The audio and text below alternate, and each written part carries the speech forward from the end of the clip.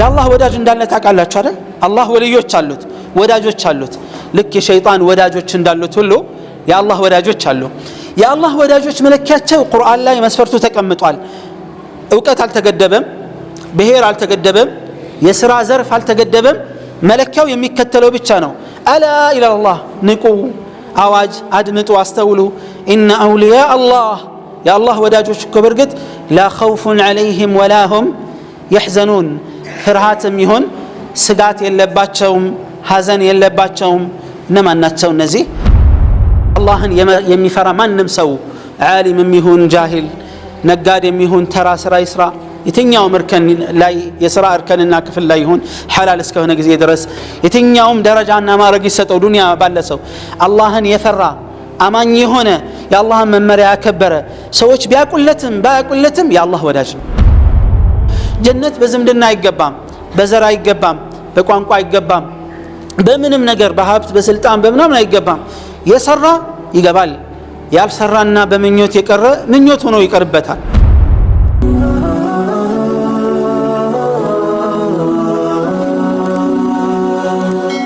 ሰብስክራይብ በማድረግ ቤተሰብ ይሁኑ። ብስሚላሂ ረሕማን ረሒም አልሐምዱሊላሂ ረቢል ዓለሚን وصلى الله وسلم وبارك على نبينا الأمين محمد وعلى آله وصحبه والتابعين لهم بإحسان إلى يوم الدين أما بعد السلام عليكم ورحمة الله وبركاته. كهل ما سقدمي بمجمرة الله سبحانه وتعالى يهينا عينت كنان تقام النقنانينا من التاوسبتن مدرك سلام متاجلن تفدرب مسقانا لا قرب الله توداله الحمد لله رب العالمين. بمكتلم ይህን የመሰለ ጥሩ ፕሮግራም ቃል አላህ ቃል ረሱሉላህ ሰለላሁ ዐለይሂ ወሰለም የሚለውን እንድንታወስ እድሉን ላመቻቹልን ለመስጂዱ ኮሚቴው ለአካባቢ ሙስሊሞችም እንደዚሁ ለመስጂዱም ኢማሞችና ኃላፊዎች ሁሉ ጀዛኩሙላሁ ኸይራን እንላለን። ነዓም መስጂድን ኢማራ የምናደርግበት መስጂድ ከሚያምርበትና ከሚሸበርቅበት ነገር አንዱ ከጀማዓ ሰላት ባሻገርና በተጨማሪ የአላህ ስብሓንሁ ወተዓላና የመልእክተኛው ሰለላሁ ዐለይሂ ወሰለም ንግግሮች የሚተላለፍበት ሙስሊሞች የሚመካከሩበት ረሱል ሰለላሁ ዐለይሂ ወሰለም ሰሓባዎችን ያነጹበት መስጂድ ነበረ። ውይይት የሚያደርጉት ማንኛውንም የህይወታቸውን ጉዳይ የሆነ ጉዳይ ሲመጣ ተሰባስበው የሚወያዩበት እንደዚሁም ደግሞ የሆነ ነገር የሚያደራጁበት የሚያስተካክሉበት ዱንያ አኺራቸውን መፍትሄ የሚያገኙበት መድረክ ቢኖር ከመስጂድ የተሻለ የትም አልነበረም። ሰሓባዎች የፈሩበት፣ ትውልዶች የፈሩበት፣ ትላልቅ ዓለምን ያንቀጠቀጡ ዑለማዎች ሁሉ ያፈሩት ወይም የፈሩት መስጂድ ውስጥ ነበረ። መድረሳቸውም ኮሌጃቸውም ሁለመናቸውም መስጂድ ነበረ። መስጂድ ይሄን ድርሻውን ሲወጣ ማህበረሰቡ የተፈለገበት ደረጃ ላይ መድረስ ይችላል። ሀብታምን ከደሃ ሳይለይ ያለውን የሌለውን ቀዩን ከጥቁሩ ማንንም ሳይለይ በምንም በብሔርም በቋንቋም በቆዳ ቀለምም በማህበራዊ ደረጃም ምንም ሳይለይ ሁሉም አላህ ፊት ተሰልፈው አንድ ቦታ ላይ የሚቆሙበት ይህ የሰው ልጅ በአላህ ተቅዋ እንጂ በምንም እንደማይበላለጥ በተጨባጭ የሚታይበት መድረክ ከመስጂድ የተሻለ ቦታና ሁኔታ የለም። እንትና ይግባ እንትና ይውጣ ተብሎ አይገደብም። ሁሉም የአላህ ባሪያ የሚሰባሰብበት ነው። ይሄን አይነት ተልእኮ ማድረስ የሚችል የትኛው መስጂድ የፈለገ የተንጣለለ በጣም ያማረ ባይሆንም እንኳን ግንባታው ውስጡ በዒባዳ እስካሸበረቀ ድረስ በዕልም እስካሸበረቀ ድረስ በተቅዋ የሚፈለግበትን መልእክት እስከተወጣ ጊዜ ድረስ አላህ ዘንድ ከማንም የተሻለ። ስለዚህ ይሄ እንደዚህ አይነት መድረኮች ሁልጊዜ እንደሚመቻቸው የታወቀ ነው። ሁላችንም ልንበረታበት ልንጠነክርበትና ከመስጂድ ብዙ ለአኺራችንም ለዱንያችንም የሚጠቅሙ ነገሮችን የሚሸምትበትን አጋጣሚ ማመቻቸት ይኖርብናል እላለሁ። በመቀጠልም ወደ ርዕሴ ስገባ እንድንተዋወስ የፈለግኩት ከይፈ ኑነሚ ተቅዋላህ ፊ ቁሉቢና የአላህን ፍራቻ ልባችን ውስጥ እንዴት ነው የምናሳድገው በሚለው ርዕስ የተወሰኑ ነገሮችን ለመተዋወስ እንሞክራለን ኢንሻአላሁ ተዓላ። በመጀመሪያ ደረጃ አላህ Subhanahu Wa Ta'ala እንድንፈራው እንድንጠነቀቀው ያዘናል Subhanahu Wa Ta'ala ያውም ተቅዋ እሱን መፍራት ተዛዛቶቹን በተቻለ መጠን ማክበርና ክልከላውን በቁርጠኝነት መራቅና መታቀብ የአላህ Subhanahu Wa Ta'ala ትእዛዝ ነው ተቅዋ የሚባለው ይሄ ነው ተቅዋ የሚባለው አላህን Subhanahu Wa Ta'ala በተቻለ መጠን መገዛትና ተዛዛቱን ማክበር ክልከላዎችን በቁርጠኝነትና በእርግጠኝነት መራቅና መሸሽ ነው ክልከላ መተው ብቻ ስለሆነ አቅም አይጠይቅም አንድ ነገር ተው ለማለት በቃ ከዛ ነገር መታቀብ ብቻ ስለሆነ አቅም አልተጠየቀም አላህ Subhanahu Wa Ta'ala ፈተቁላህ ማስተጣዕቱም ሲል ያቅማችሁን ያህል ፍሩኝ ሲል አላህ Subhanahu Wa Ta'ala ነብዩ ሰለላሁ ዐለይሂ ወሰለም በሐዲታቸው ላይ አብራርተዋል فإذا أمرتكم بشيء فأتوا منه ما استطعتم عند النجر سروا بيه كازسكواتشو يعقماتشون ياكل سروا على الرسول عليه الصلاة والسلام مكنياتهم يا عند تكبار عندما تاكل ما فتسم عقم يتيكال مسرات ما درك سلهونه مالت ما تكبر سلهونه وما نهيتكم عنه فاجتنبوه له كل كلام بتملكته جن عند النجر ككلكلكواتشو اجيك راقوتنا قالوا عليه الصلاة والسلام يقولون أي فلتكن المعاصي في جنب وأنتم في جنب آخر إن أنتنا وانجل يتلاقي مسمر وسط مقبات اللباتشون وانجل ليلة إن أنت ليلة بتأمر راراكن يا سايل اجتناب يميله ابتعاد بيتشاد الله بتأمر راراكن يا سايل لمن دنو كل كلاوج متو بيتشاسلو هنا يهون نقول ارقف فارقو متون تكبار جن مسرات من ناقر يسوون تاكاد من قساقس تزازات مفتصم عقم يتيقال ስለዚህ ነው ያቅማችሁን ያህል የቻላችሁትን ያህል የሚባለው ተዛዝ ላይ ክልከላ ግን የቻልከውን ያህል ከወንጀል ራቅ አይባልም አንድ ሰው በቃ መራቅ አለበት ቁርጥ አድርጎ ነው መተው ያለበት ምክንያቱም አጥፊ በመሆኑ የተነሳ ነው እና አላህ Subhanahu Wa Ta'ala በዱንያም ይሁን በአኺራ ለስኬትና ለትክክለኛ ለሚፈለግበት ደረጃ ለመድረስ يعني ተቅዋ የዛ አድራሻ عنوان የዛ መለኪያ وأنه ما ساكا من قد هنا نقرنا يقول الله عز وجل يا أيها الذين آمنوا اتقوا الله حق تقاته ولا تموتن إلا وأنتم مسلمون الله عز وجل بزيه بتكبر قالوا من الله يا أيها الذين آمنوا أن أنت يا مناتشو سوتشوي عبد الله بن مسعود رضي الله عنه من يلالو الله سبحانه وتعالى يهنا ملك تلا يا أيها الذين آمنوا بلو كتتعرى فأرعه سمعك ልብህን ጆሮህን በደንብ ስጠው ልብ ብለህ አድመጥ ይሄን መልእክት ይላል ከሁለት አንዱ ነውና ወይም መልካም ነገር ሊያዘህ ነው ወይም ከመጥፎ ነገር ሊከለከል ሲፈልግ ነው ያጠራሩን ስልት አስተውላችኋል እናንተ ያመናችሁ ሰዎች ሆይ እናንተ ሰዎች አይደለም ያለው አላህ Azza wa Jalla ኢዘን አማኝ የሆኑ ሰዎችን የሚጠራበት አገላለጽ ለየት ያለ ነው መልእክቱም ቀጣዩ መልእክት ራሱ በጣም ወሳኝ መሆኑን ነው የሚያሳየው አንድ ሰው ልጁን ልጄ ሆይ ሲለውና አንተ ልጅ ይሻልሃል እናንተ ሰዎች ምናምን ሲል ይለያያል የቃሉ አጠቃቀምና አገባብ ራሱ ወደ ራሱ ሲያስጠጋ በመልካም አገላለጽና አጠራር ሲጠራቸው የሚፈልገው በጣም አንገብጋቢ ነገር መሆኑን ያሳያል በሌላውም በኩል ቢሆን ማለት ነው يا أيها الذين آمنوا اتقوا الله الله انفروا على من أين تفراتشا حق تقاته تقبي هنا انفراتشا تفلاقي هنا انفراتشا فروت ولا تموتن إلا وأنتم مسلمون ሙስሊሞች ካልሆናችሁ በቀር እንዳትሞቱ ይላል አላህ Azza wa Jalla በእጃችን እኮ አይደለም ሙስሊም ሆኖ መሞት ካፊር ሆኖ መሞት አይደለም በአላህ Azza wa Jalla ነው ግን ምንድነው የተፈለገው መስመሩን ሳትለቅ በዛ ላይ እስከ መጨረሻው ጽና ሞት በድንገት አይደለም የሚመጣው መቼ እንደሚመጣ እንዴት እንደሚመጣ አይታወቅም አይደል ስለዚህ ሙስሊም ሆኖ መሞት ማለት በየትኛውም አጋጣሚና ሁኔታ ሙስሊም ከመሆን ውጪ እንዳታስብ በሁለመና የህይወትህ ክፍል ሆይ የሰው ልጅ በዛ መስመር ላይ ተጓዝ ቀጥ ብለህ ስትሄድ ሙስሊም ሆነህ ስትሄድ ሞት በድንገት ሲመጣ በዛ አቋም ላይ ሆነህ ሞትክ ማለት ነው እንጂ ሞት ሲደርስ አይደለም ትክክለኛ ለአላህ Azza wa Jalla ያለንን ታዛዥነት ልባዊ ታዛዥነት ንግግራዊ ተግባራዊ ታዛዥነታችንን ምናንጸባርቀው ልክ ሞት ቀጠሮ ሲመጣ ሳይሆን ሁሉ ጊዜ ማለት ነው በቃ ሁሉ ጊዜ ዝግጁ ሆነን እንድንኖር ነው የሚያዘን ይሄ የቁርአን አያ ሲወርድ ምን ይላሉ ሰሃበቱ ረሱላህ ሰለላሁ ዐለይሂ ወሰለም በጣም አሳሰባቸው حق تقاته የሚለው ተገቢውን ፍራቻ ፍሩ የሚለው በጣም አዳጋች ነው በቃ በተፈላጊው መልኩ አላህ እንደሚፈልገው አንተ እንደቻልከው እኛ እንደምፈልገው ሳይሆን አላህ ልክ እንደሚፈልገው ተገቢውን ፍራቻ ፍሩት ይሄ ነገር አሳሰባቸው ሲያጣይቁ አላህ Azza wa Jalla ፈተቁላህ ማስተጣዕቱም የሚለውን አንቀጽ ወረደ ያቅማችሁን ያህል አላህን ፍሩት ይላል Subhanahu Wa Ta'ala ትልቁ ጥያቄ ወንድሞች አባቶቼና እህቶቼ ትልቁ ጥያቄ ያቅማችሁን ነው የተባለው የአላህ ፍራቻ እኔ በግሌ ሁላችንም አንድ ነገር ቆም ብለን ራሳችንን መጠየቅ አለብን። አላህን የአቅሜን ያክል ፈርቻለሁ እንዴ ነው? ከአቅም በላይ አይደለም። ምን ችለውን ያክል ትእዛዛቶችን አክብረናል? አቅማችን የፈቀደውን እስከ ጥግ ድረስ ማለት ነው።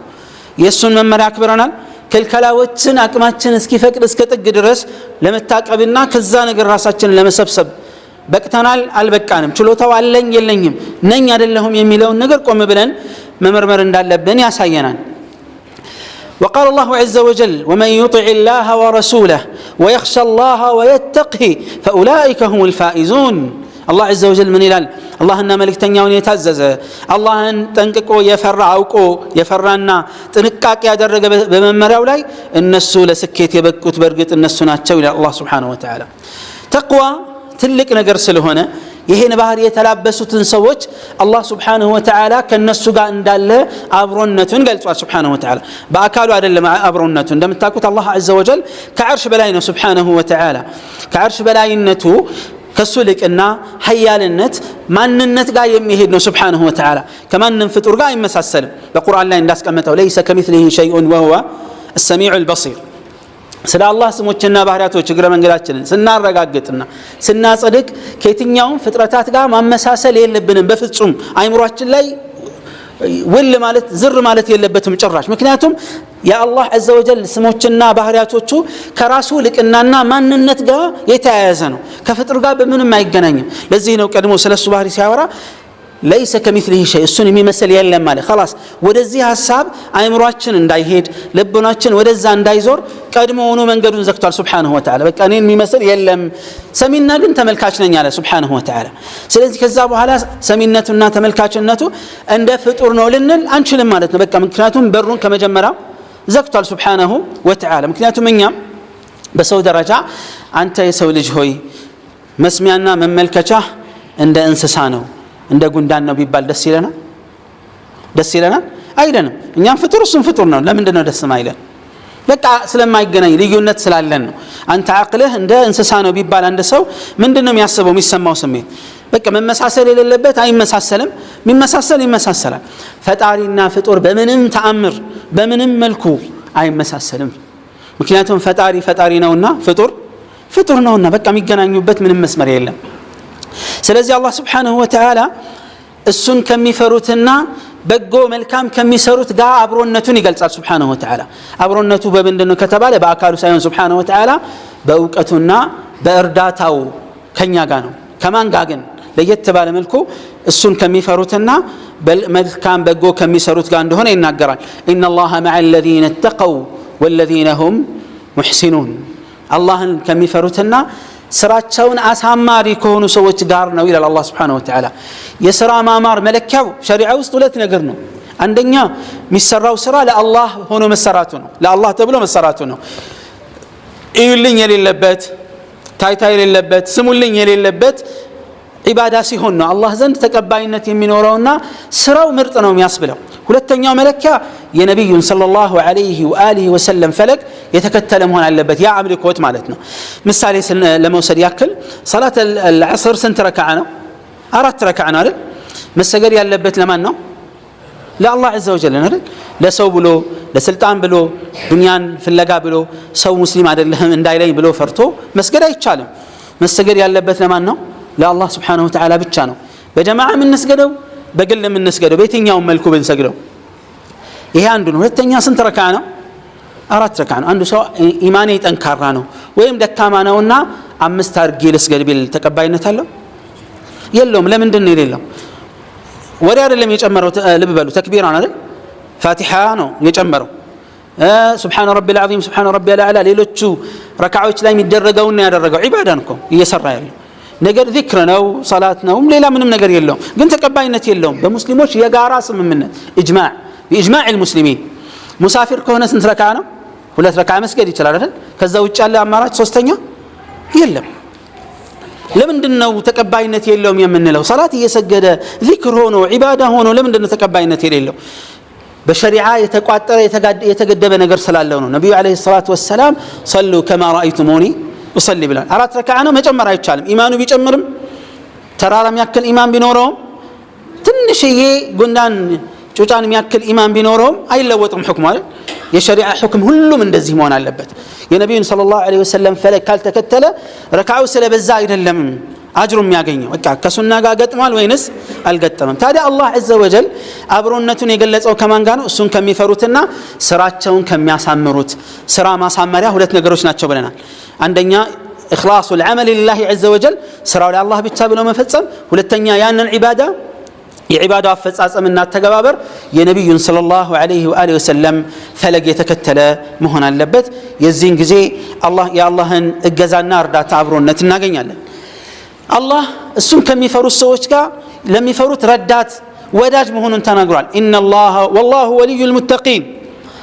መጨረሻው የሚያምረው የሚሰምረው እሱን ለሚፈሩ ሰዎች እንደሆነም ሲናገር ወልዓቂበቱ ሊልሙተቂን ይላል መጨረሻው የሚያምረው የሚሰምረው የደስ የሚለው እሱን ለሚፈሩ ለሚጠነቀቁ ሰዎች ነው ይላል አላህ ከነዚህ ሰዎች ያደርጋል በዱንያም ይሁን በአኺራ ከሚገጥሙ ፈተናዎችና አደጋዎች ነፃ ወጥተው ለስኬት የሚበቁት እሱን የሚፈሩት እንደሆነ ተናግሯል ونجينا الذين آمنوا وكانوا يتقون ይላል አማኞችን ከአደጋ አዳልናቸው አላህንም ይፈሩ ነበርና ይላል ثم ننجي الذين اتقوا ስለ አኺራው ሲያወራ ጀሃነምን ሁሉ እንደሚሻገር ሲናገር ምን አለ ወይም እሳት ውስጥ ገብቶ ሰው እንደሚያልፍ ሲናገር ምን አለ ثم ننجي الذين اتقوا አላህን عز وجل የሚፈሩ ሰዎችን ከጀሃነም የእሳት አደጋ يوم القيامة እናድናቸዋለን ይላል وقال إن للمتقين مفازا الله لم يفروا السوج تعلق سكيت على الله إلى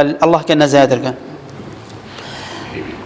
والمتقون من المؤمنين هم أولياء الله يا الله وداج دالنا تاك الله تشارع الله وليو تشالوت وداجو تشالوت لك شيطان وداجو تشندالوت هلو يا الله وداجو تشالو يا الله وداجو ملكاتشو قرآن لا يمسفرتو تكمتوال اوقات አልተገደበም ብሄር አልተገደበም የሥራ ዘርፍ አልተገደበም መለካው የሚከተለው ብቻ ነው አላ ኢላ አላህ ንቁ አዋጅ አድምጡ አስተውሉ ኢነ አውሊያ አላህ ያ አላህ ወዳጆች እኮ በርግጥ ላ ኸውፉን ዐለይሂም ወላ ሁም يحزنون ፍርሃትም ይሁን ስጋት የለባቸውም ሐዘን የለባቸውም እነማን ናቸው እነዚህ الذين آمنوا وكانوا يتقون እነዚያ ያመኑና አላህን ይፈሩ የነበሩ ሰዎች ናቸው አለ አላህ طيب ስለዚህ ምን ተባለ من كان لله تقيا كان له وليا الله يمفر ማንም ሰው ዓሊም የሚሆን ጃሂል ነጋዴ የሚሆን ተራ ስራ ይስራ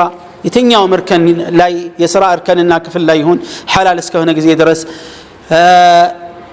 ወንድም ይሁን ሴት አማኝ ሆኖ አላህን ከፈራ የአላህ ወልይ ነው አላህን አምኖ አላህን ከፈራ የአላህ ወልይ ነው እነዚህ የአላህ ወልዮች ነጋዴዎች መሃል ሊገኙ ይችላሉ እንዳልኳችሁ የሥራ እርከን የትኛውም የሥራ እርከን ላይ ሊገኙ ይችላሉ ሴቶች ጋር ሊገኙ ይችላሉ ወጣቱ ጋር ሊሆን ይችላል ብቻ የትኛውም የሥራ ዘርፍ ላይ ይሁን የትኛውም ደረጃና ማዕረግ ይሰጠው ዱንያ ባለሰው አላህን የፈራ አማኝ የሆነ የአላህን መመሪያ ያከበረ ሰዎች ቢያቁለትም ባያቁለትም የአላህ ወዳጅ ነው የአላህ ወልይ የሚባል የግድ አጃቢ ሊያስፈልገው ይችላል ለየት ያለ አለባበስ ላይኖረው ይችላል ግልጽ ነው ነገር ግን የአላህን መመሪያ ጠብቆ ከሄደ ሙእሚንና ሙተቂ ከሆነ አላህ ራሱ ወዳጁን የሚመርጠው እሱ አይደል እገሌ እኮ ነው ወዳጄ ብሎ የሚለካው እሱ አይደል እኛ አይደለን የምንለካው መቼም የአላህን ወዳጅ አላህ ነው ሊነግረን የሚችለው ነብዩ አለይሂ ሰላቱ ወሰላም ናቸው አይደል ሊነግሩን የሚችሉት ስለዚህ አላህ ምን አለ የኔ ወዳጆች ማለት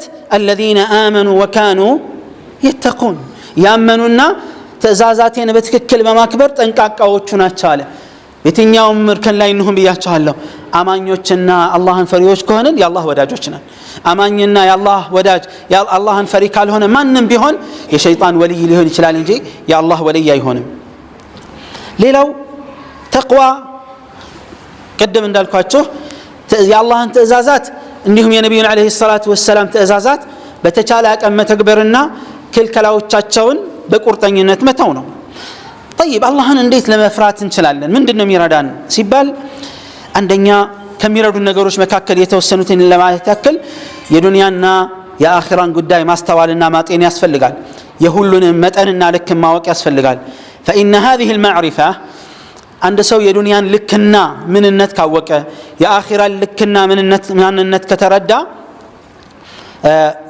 እድለኛ እንዲሆን ያረጋዋል ዱንያን ለአኺራው እንዲጠቀም ያደርጋል። ዱንያው አኺራውን እንዳያጠፋበት ይጠነቀቃል። ውጤቱ ምን ይሆናል? ከጀሃነም ተጠብቆ ጀነት የሚገባ ይሆናል። ለዚህ ነው አላህ ሱብሓነሁ ወተዓላ ጀነት ለማን እንደተዘጋጀ ተናግሯል። ኡዒደት ሊልሙተቂን አላህን ለሚፈሩ ለጠንቃቃዎቹ ነው የተዘጋጀችው ጀነት ይላል። ያ ብርቁ አገር፣ ያ ውዱ አገር፣ ያ ስንቱ ደማቸውን ያፈሰሱለት እንቅልፋቸውን ያጡለት ነቢያቶች፣ የአላህ ዐዘ ወጀል የአላህ መልእክተኞች፣ እንደዚሁም ደግሞ የአላህ ወዳጆች ሳሊሖቹ ሰሓባዎቹ፣ ከዛ በኋላ የመጡት ደጋጎቹ ዑለማዎቹ፣ ዓቢዶቹ፣ ተቅዮቹ በጣም የለፉለት ብዙ ያለቀሱለት ብዙ መስዋዕትነት የከፈሉለት ነፍሳቸውን፣ ገንዘባቸውን፣ ማንነታቸውን አሳልፈው የሰጡትን ጀነት ማግኘት የሚችለው የሚታደለው አላህን የፈራ ሰው ብቻ ነው። ጀነት በዝምድና አይገባም፣ በዘር አይገባም፣ በቋንቋ አይገባም፣ በምንም ነገር በሀብት በስልጣን በምናምን አይገባም። የሰራ ይገባል፣ ያልሰራና በምኞት የቀረ ምኞት ሆኖ ይቀርበታል። ምንም ያገኘው አይነት ጥቅም የለም። ተቅዋን እንዴት እናሳድጋለን? ልባችን ውስጥ የአላህን ትእዛዝ ቅድም እንዳልኳቸው ነው። ምንም ለየት ያለ ተአምር የለውም። ዲናችንን መማር፣ የተማርነውን ነገር በአግባቡ መረዳትና ማመን፣ ከዛ ወደ ተግባር ከቀየርን ተቅዋን ማሳደግ ችለናል ልባችን ውስጥ ማለት ነው። ይህን ያደረገ ሰው አላህን አውቆ በመጠኑ አላህን የተገዛ እንዳቅሙ አላህ ሂዳያን ይጨምርለታል፣ ስኬትን ይጨምርለታል፣ ተውፊቅን ይጨምርለታል፣ ጽናትን ይጨምርለታል። አላህ ስብሓንሁ ወተዓላ እንዳለው ወለዚነ እህተደው ዛደሁም ሁደን ወአታሁም ተቅዋሁም፣ እነዛ መልካምን መንገድ የጀመሩትን ሰዎች የተቃኑት ሰዎች አላህ ቅናቻን ጨመራቸው ይላል፣ ጽናትን ጨመራላቸው። ወአታሁም ተቅዋሁም፣ ጥንቃቄያቸውን የአላህን ፍራቻንም ሰጣቸው ይላል። ስንጀምር ነው አላህ የሚጨምርልን እንጂ በምኞት አይደለም። ምን አለ እንደነንትና በሆንኩኝ፣ ዲን በዛ አይገለጽም። ለዚህ ነው ምንድነው የተባለው? ليس الإيمان ይላል الحسن البصري ليس الإيمان بالتحلي ولا بالتمني፣ ኢማን በመጋጌጥ አልያም በምኞት አይገኝም። إنما الإيمان شيء وإنما الإيمان شيء وقر في القلب وصدقه العمل، ኢማን እኮ ማለት በልብ ውስጥ የሰረጸ ያረፈና ከዛ በተግባር የተረጋገጠና በተግባር የተተረጎመ ነው ይላል። ሐቂቃ ይሄ ነው ተቅዋና ኢማን የሚባለው እንጂ ሌላ ነገር የለውም። የኸይርን መንገድ የጀመረ አላህ ያሳካለታል፣ እውቀትን ይጨምርለታል፣ ዒባዳውን ይጨምርለታል፣ ታዛዥነቱን ይጨምርለታል፣ የኸይርን መንገድ ሁሉ ያገራለታል። ኸይርን የተወ ግን ችላ ያለ እየሰነፈ እየሞተ ይወርዳል። ለተቅዋ ከሚረዱ ነገሮች መካከል ጾም ላይ መጠንከር ነው። ጠብዓን የመጀመሪያው እምነትን በደንብ ማጽናት ማጥራት ያስፈልጋል። እምነት ተውሂድ ዓቂዳ በእውቀት ነው ሊጠራ የሚችለው። በቁርአንና ሐዲስ ያዝነው እምነት ሊኖር ይችላል። የሆነ አቋም ይዘን ሊሆን ይችላል። ከየት እንደወሰድነው ማናቃቸው ብዙ እምነቶች ሊኖሩ ይችላሉ። ከወዳጆቻችን እንውሰድ፣ ከጎረቤቶቻችን እንውሰድ፣ ከካፊሮቹ እንውሰድ፣ ከባዕድ ከዘመድ ከሩቅ ማናቃቸው ግን አንዳንዴ ውስጣችን ሰርጸው የሚገቡ እምነቶች አሉ። እነዛ የግድ ቁርአንና ሐዲስ ውስጥ መጥተው መፈተሽ የግድ ነው የሚሉት። ምክንያቱም ማንነታችንን የሚመረምርልን ሳይዋሽና ሳይደብቀን የሚነግረን ከቁርአንና ከሐዲስ ማን የተሻለ ማንም የለም። የሆነ ወዳጅ የሆነ ሰው ጋር ብንሄድ ሀብታችንን አይቶ ጫናችንን አይቶ ስልጣናችንን አይቶ ኮስተር ብሏል ላላ ብሏል የሚለውን አይቶ የሆነ ነገር ሊነግረንም ሊደብቀንም ይችላል። ግን አላህ ሱብሓነሁ ወተዓላ የሚሆን መልእክተኛው ሰለላሁ ዐለይሂ ወሰለም ከኛ የሚደብቁት ምንም ነገር የለም። ለዚህ ነው እኛ ዲንን ተምረን ከቁርአንና ሐዲስ ጋር ቁጭ ብለን ስናይ እኛና ቁርአንና ሐዲስ ብዙ ጋፕና ክፍተት እንዳለብን እናያለን። አጂብ እንላለን። ሰሓበቱ ረሱልላህ ሰለላሁ ዐለይሂ ወሰለም ልበሉ የነበሩበት እምነትና አቋም ነበር አይደል? ነብዩ ዐለይሂ ሰላቱ ሰላም ከመላካቸው በፊት የተደበላለቀ እምነት አለ፣ ትክክልም የሆነ ነገር አለ፣ የተሳሳተም እምነት ነበራቸው። ነብዩ ዐለይሂ ሰላቱ ሰላም መተው ሲያርሟቸው እያንዳንዱን እርምጃ እያንዳንዱን ነገር ከነብዩ ዐለይሂ ሰላቱ ሰላም ልባቸውን ከፍተው ነበር የሚጠብቁት። ለምሳሌ ከነበሩት ክስተቶች አንዱ ሐጀተል ወዳዕ ላይ የሚያውቁትን ጥያቄ ጠይቀዋቸው ሰሓባዎቹ እኛ እናቅም ብለው የረሱልን ዐለይሂ ሰላቱ ወሰላም እርማትም ካለ መልስ በጉጉት ይጠብቁ ነበረ። ይሄ አሁን ያለንበት ወር ምን ወር እንደሆነ ታውቃላችሁ ሲሉ ሰሓቦቹ ግራ ገባቸው፣ ዝም አሉ። አናቅም እንዴ ዙልሒጃ አይደል እንዴ አሉ ረሱል ዐለይሂ ሰላቱ ወሰላም። ሰሓባዎቹ እኮ ወሩ ጠፍቷቸው አይደለም የሆነ እርማት ይኖራል በማለት ነው። ቀድሞ መናገር የማይፈልጉት በቃ ለመታረም ዝግጁ ስለሆኑ ማለት ነው። ነብዩ አለይሂ ሰላቱ ወሰለም የሚታረመውን ነገር እያረሙ ትክክል የሆነውን እያጸኑ ሲቀጥሉ ስለነበረ ሙሉ ዝግጁነት ነው የሰጡት ራሳቸውን አሳልፈው ማለት ነው። ትክክለኛ ሙስሊም መሆን ምንችለው ልክ እንደ ሰሃበቱ ረሱላህ ሰለላሁ ዐለይሂ ወሰለም ማንነታችንን ትተን ባህላችንን ማንኛውም ነገር ትተን ንጹህ ማንነታችንን ለቁርአንና ለሐዲስ ሰተን ቁርአን እንዲያርመን ሐዲስ እንዲያርመን ትክክለኛ ዲን በትክክለኛው ዲን እንድንታረም ነው ራሳችንን ዝግጁ ማድረግ ያለብን። የዚህን ጊዜ ንጹህ ሰዎች እንሆናለን እንጂ አንዳንዱ ቁርአንና ሐዲስ እሱ እንዲከተለው ይፈልጋል። ለምን እንደዚህ ይባላል ይላል። ቁርአንና ሐዲስን መሪ ሳይሆን ተመሪ እንዲሆን የሚፈልግ ሰው አለ። ይሄ ስህተት ነው። ለምን እኛማ እኮ ንጹህ ብንሆን ኖሮ ምንም አያስፈልገንም ነበር። ነገር ግን ነብዩ አለይሂ ሰላቱ ወሰለም አላህ ያላካቸው ለምንድን ነው እነዛን ማህበረሰብ ከነበሩበት የተሳሳተ እምነት የተሳሳተ ስነ ምግባር የተሳሳተ ግንኙነትና ማህበራዊ ኑሮ አርመዋቸው ወደ ትክክለኛ ማንነት እንዲመልሷቸው ነው። እኛ ከነዛ የተሻለ የተለየ ትውልዶች ልንሆን አንችልም። ሁላችንም እኮ ቆመን ራሳችንን ብንገመግም እንደ ባህሪ ደረጃ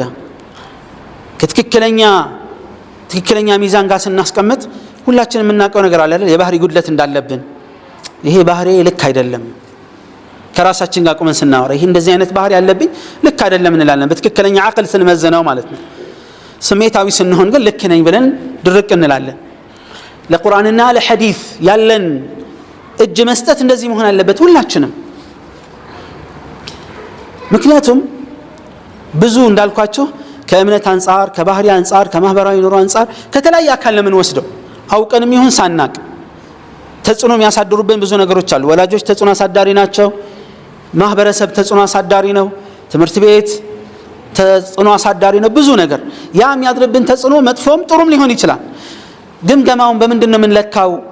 እዚህ ጋር ያለው እምነት ልክ ነው አይደለም የሚለው መለኪያ ምንድን ነው ያለን? መፈተሻ የግድ ሚዛን ያስፈልጋል አይደል? ከቁርአንና ከሐዲስ የተሻለ ምንም አይነት ሚዛን የለም። መመዘን ምንችለው ሰው ሲነግረን አንዳንዴ ሊከብደን ይችላል። ይሄ ሰውዬ ከኔ ምን አለው ልንል እንችላለን። ዲንን ከተማርን ግን ሐቅን ካወቅን ግን ራሳችንን ማንነታችንን በቁርአንና ሐዲስ ሚዛን ውስጥ ስንገመግም ስተትና ችግራችን የቱ ጋር እንደሆነ እናውቀዋለን፣ እናርመዋለን። ምንም ጭቅጭቅ ሳይኖር ማለት ነው፣ ምንም ሳንነታረክ። ካላወቅን ግን ችግር ውስጥ እንገባለን። ሁሉ ጊዜ የሚመራን ሰው ያስፈልገናል። እንደዚህ አይደለም የተደነገገልን ዲን እኮ ቁርአንና ሐዲስ የመጣው እኛን እንዲቀይረን ማንነታችን እንዲለውጥ ነው። ግን እንዴት ነው ማንነታችን የሚለውጠው? ስንማረው ብቻ ነው። ኢነመል ዒልሙ ቢተዓሉም ይላል ረሱል አለይሂ ሰላቱ ወሰላም። እውቀት የሚገኘው በመማር ብቻ ነው። ሌላ ምንም ስልት የለው፣ ምንም ብልሃትና መንገድ የለው። ቁጭ ብሎ በመማር ብቻ ነው። ዒልምን ዲንን መማር ደረጃ አለው። የዲን ዒልምን ለመማር አንድ ሰው የሆነ መንገድ ከጀመረ የጀነት ጥርጊያ መንገድን ጀምሯል ማለት ነው። ሀ ብሎ ጀምሯል። አላህ ሀገር አለታል። እድሜ አይገድበውም። የሸሪዓ ዒልም ቢዚ ነኝ፣ በጣም ውጥረት አለብኝ። የቱ ነው ለኛ ቋሚ የሚፈለገው? ዓለም እኮ አኺራ ነው። ዛሬ የተወጣጠርንበት ዱንያ ሞት ሲመጣ ሁሉ ነገር ያልቃል አያልቅም? ውጥረት እስኪረግብ ድረስ ቆይ እጠብቅሃለሁ ይለናል ሞት? አይልም። ተወጠርንም አልተወጠርንም ዱንያ ናት፣ ታልፋለች። አኺራ ግን መጪ ነው፣ ምንም አይቀርም። ውጥረት ውስጥ ብንገባም ብንጨነቅም ባንጨነቅም አይቀርም አኺራ። ዱንያም ጠፊ ናት። ታዲያ በጠፊው ዓለም ተወጥረን ቋሚና ዘላለማዊ ዓለም ማጣት አይከብድምን? ነፍሳችንን ቆም ብለን እንጠይቃት። ለየትኛው ሀገር ነው እየሰራሽ ያለሽ? ጥለሽው ለምትሄጂው ማትፈልጊው ወራሽ ለሚወርስሽ ነው ወይስ ቋሚ ለሆነ አገር ነው?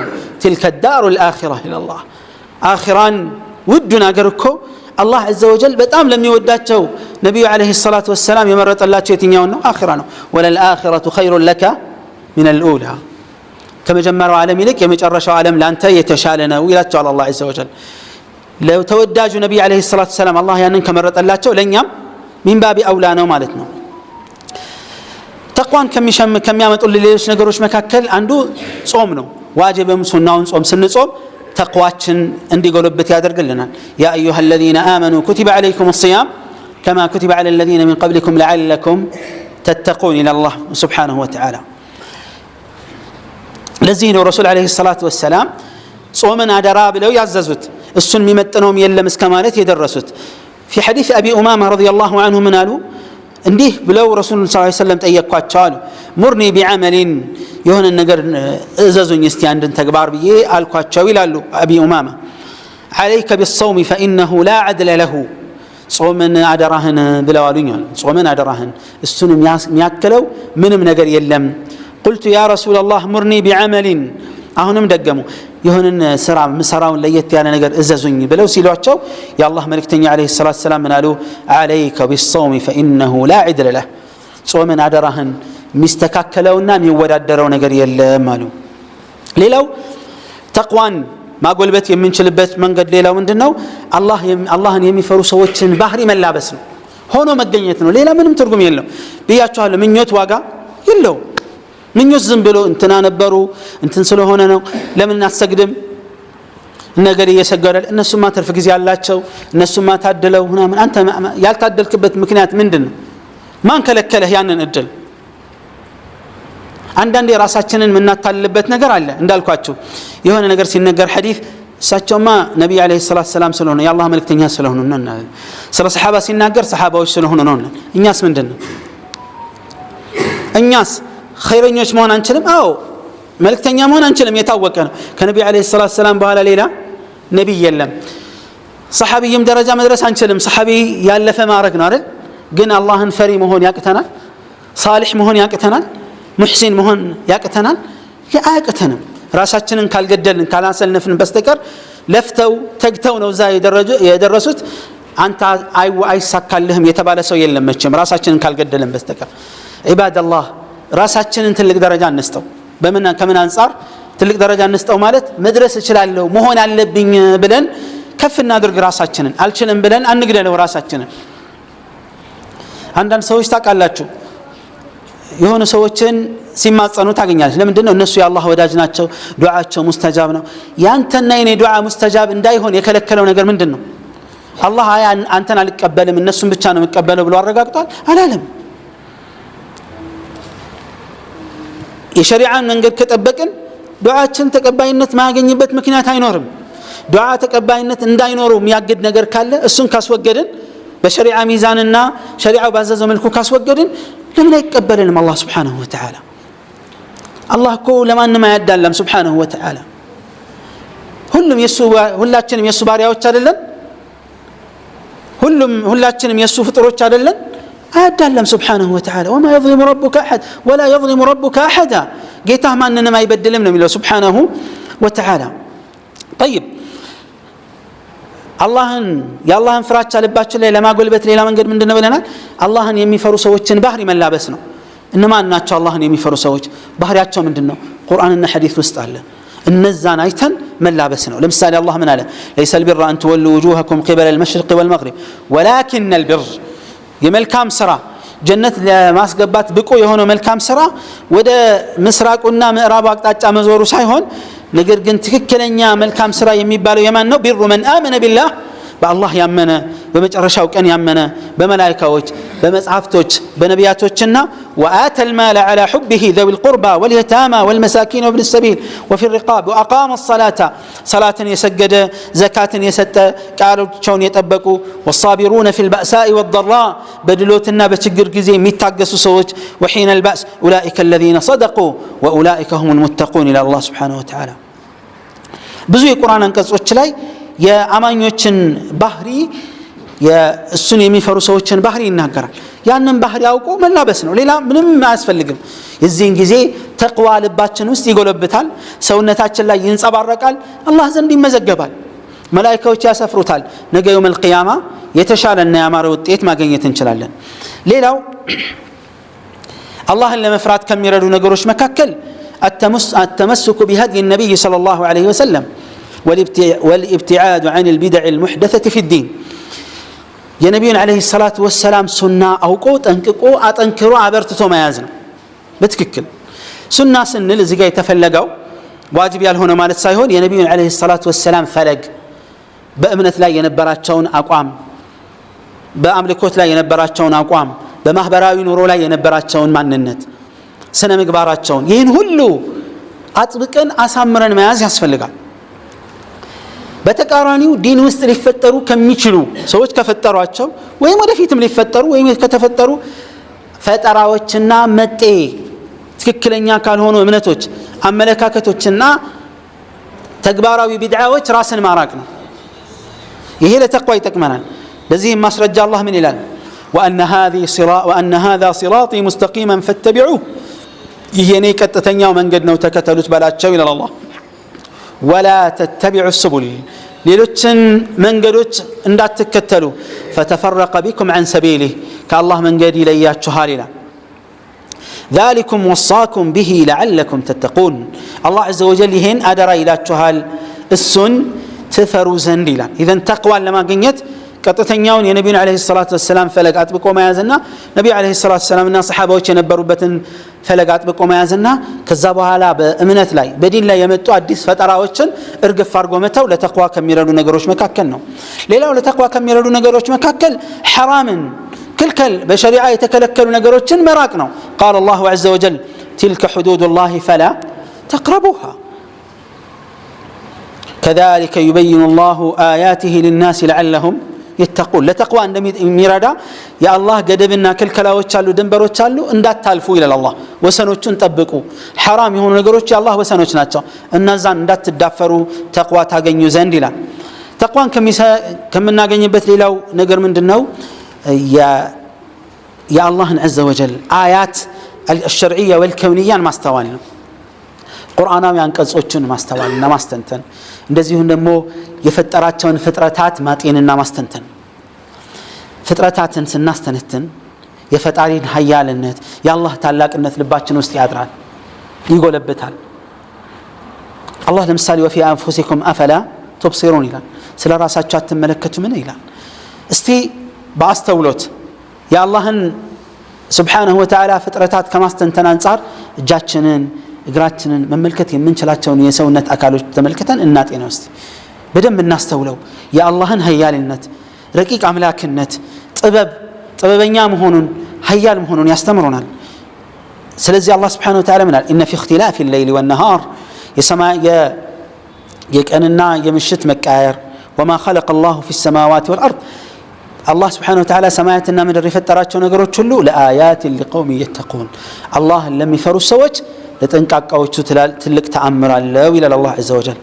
ሌላው ከሚያስፈልጉ ነገሮች መካከል ዚክርን ማብዛት፣ ቁርአንን መቅራት ማብዛት፣ መካሪና ታማኝ የሆኑ ሰዎች ጋር ጓደኛ መሆን፣ ስለ አኺራ የሚመክርህ አላህን ፍራ የሚል ጓደኛ መምረጥ፣ የመጥፎ ሰዎችና የፈጠራ ሰዎችን የወንጀል ሰዎችን መራቅና ራስን ማሸሽ ለተቅዋ ከሚረዱ ነገሮች መካከል ነው። ሌላው አላህን የሚፈሩ ሰዎችን ታሪክ ማወቅ፣ የሳሊሖችን፣ የዑለማዎችን፣ የዙሃዶችን፣ የነቢያቶችን ታሪክ ማስተዋል፣ እነዚህን ካስተዋልን ለተቅዋ ይረዳናል። ሌላው የሚያስፈልገው ነገር ምንድነው?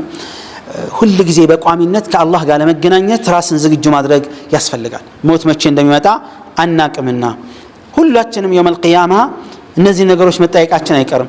እድሜህን በምን ፈጀኸው፣ ወጣትነትን በምን ጨረስከው የሚለው ጥያቄ የማይቀር ነው። ሌላው ጤንነትና የጊዜ መኖር ትልቅ ኒዕማ ነውና እነዚህን ኒዕማ መርሳትና መዘንጋት የለብንም። ዱንያ ላይ አላህን በመታዘዝ የደከመ የለፋ ሰው ፍሬውን የውመል ቂያማ ያገኘዋል፣ እረፍትና ደስታ ያገኘዋል። ለዚህ ነው ከሰለፎች ከቀደምት ምርጥ ትውልዶች ከሰሓባዎች ከታቢዖችና ከዛ በኋላ ከመጡት ምርጥ ትውልዶች ለአንደኛው እንዲህ አሏቸው። አላህን በመገዛት ላይ በጣም ሲለፉ አዩአቸውና ሰዎች ምን አሏቸው? እባክህን ነፍስህን ትንሽ ረፍት ስጣት አሏቸው። ፈቃለ ራሐተሃ ኡሪድ፣ እኔ አሁን መለፋው ነፍሴን ለማሳረፍ ስለምፈልግ ነው።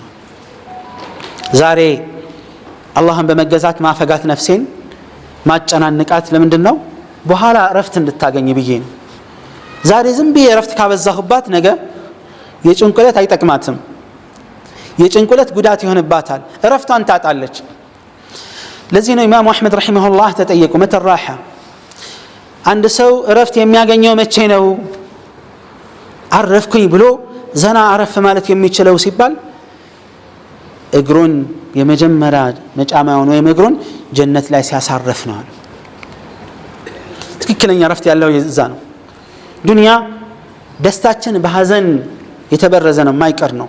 ጤናችን በበሽታ የታጀበ ነው ማግኘት ከማጣት ጋር የተያያዘ ነው ማልቀስ መሳቅ ከማልቀስ ጋር የተያያዘ ነው የማይቀር እነዚህ ነገሮች ተቀላቅለው ይቀጥላሉ ለማንም የማይቀር ነውና ማለት ነው ከዛ በኋላ ዱንያ መሰናበት ነው ንጹህ ህይወት መኖር የሚቻለው ጀነት ነው ግን የዛሬን ችግር ተቋቁመን የዛሬን ፈተና አልፈን ካልሆነ በስተቀር ዋጋ የለውም የዱንያ ፈተና አለ ከውጭ የሚመጣ ፈተና የሰው ሸይጣን ፈተና አለ የጅን ሸይጣን ፈተና አለ የውስጥ ደግሞ የነፍስያ ፈተና አለ ውትወታ አለ ያንን ሁሉ አሸንፎ ያንን ሁሉ ይዞ ተቆጣጥሮ መሄድ የቻለ ሰው ነው የታደለ የሚሆነው ስለዚህ ማንኛውም እርካታ እረፍት ተብሎ የሚታሰብ ነገር በወንጀል ከሆነ መጨረሻው ቁጭትና ጸጸት ነው የሚያስከትለው አላህን በመፍራት ላይ የተመሰረተ ከሆነ ግን ደስታና እረፍትን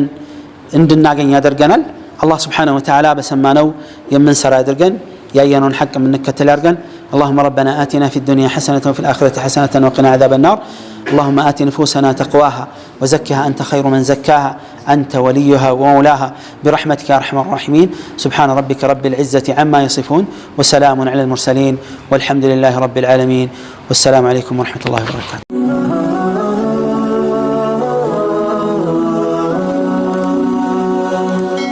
ሰብስክራይብ በማድረግ ቤተሰብ ይሁኑ